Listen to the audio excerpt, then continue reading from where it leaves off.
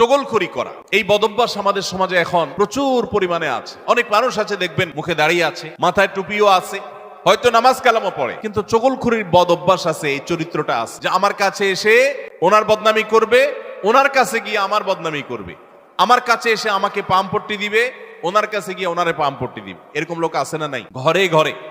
আল্লাহ মাফ করুন, আমাদের অনেকের মধ্যে এই চরিত্রটা আছে না নাই? নবী করিম সাল্লাল্লাহু আলাইহি সাল্লাম এই চগলখড়ি সম্পর্কে সহিহ মুসলিম বর্ণিত হাদিসে বলেছেন, লা ইয়াদখুলুল জান্নাতা নাম্মাম, চগলখোর জান্নাতে প্রবেশ করবে না। জান্নাতে প্রবেশের ক্ষেত্রে আরেকটি বড় বাধা, আরেকটি বড় দেয়াল, আরেকটি বড় প্রাচীর হলো এই চগলখড়ির চরিত্র।